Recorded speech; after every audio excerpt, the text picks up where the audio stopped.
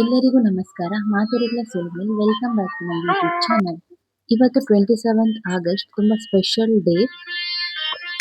ನಾವಿವತ್ತು ಗಣೇಶ ಚತುರ್ಥಿ ಜೊತೆನೆ ನನ್ನ ಮಗಳ ಸೆಕೆಂಡ್ ಇಯರ್ ಬರ್ಡೇನ ಸಿಂಪಲ್ ಆಗಿ ಸೆಲೆಬ್ರೇಟ್ ಮಾಡ್ತಾ ಇದ್ದೀವಿ. ಹಬ್ಬ ಅಂತ ಅಂದಮೇಲೆ ಎಲ್ಲರ ಮನೆಯಲ್ಲೂ ಹಬ್ಬದ ವೆರೈಟಿ ಅಡುಗೆ ಇದ್ದೇ ಇರುತ್ತೆ.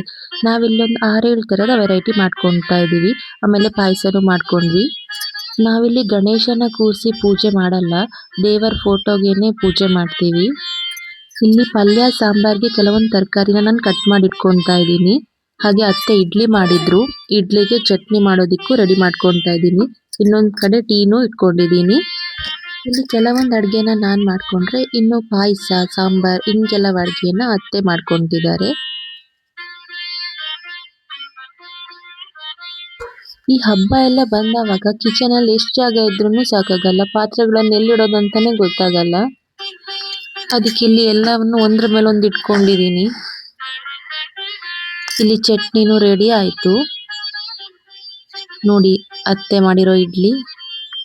ಇಲ್ಲಿ ನೋಡಿ ನಮ್ಮ ಬರ್ಡೇ ಗರ್ಲ್, ಅವಳು ಇವಾಗಷ್ಟೇ ಎದ್ಲು. ತಿಂಡಿ ಎಲ್ಲ ಮುಗಿಸ್ಕೊಂಡು ಇವಳನ್ನು ರೆಡಿ ಮಾಡಿ ಮತ್ತೆ ಅಡುಗೆ ಕೆಲಸನ ಸ್ಟಾರ್ಟ್ ಮಾಡ್ಕೊಂಡ್ವಿ.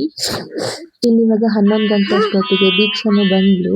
ಇವಳಗಿನ ದೀಕ್ಷನ್ ಜೊತೆ ಆಟ ಸ್ಟಾರ್ಟ್ ಆಯ್ತು. ನನ್ನ ಹಸ್ಬೆಂಡ್ ತೋರಣ ಎಲ್ಲ ಕಟ್ಟಿ ಪೂಜೆ ಎಲ್ಲ ಇವತ್ತು ಅವರೇ ಮಾಡಿರೋದು. ನಾವು ಸಿಂಪಲ್ ಆಗಿ ಈ ತರ ಇವತ್ತು ಪೂಜೆ ಮಾಡ್ಕೊಂಡ್ವಿ.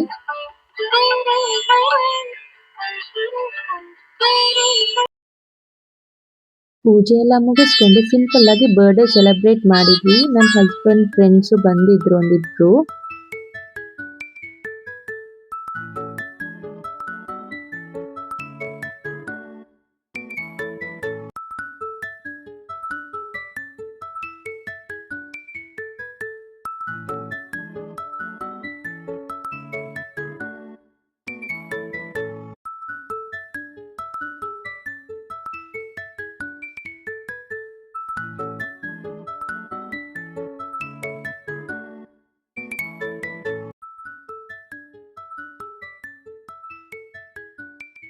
ಇಲ್ಲಿ ಹಬ್ಬದ ಸ್ಪೆಷಲ್ ಬಾಳೆ ಎಲೆ ಊಟ ರೆಡಿ ಆಯ್ತು.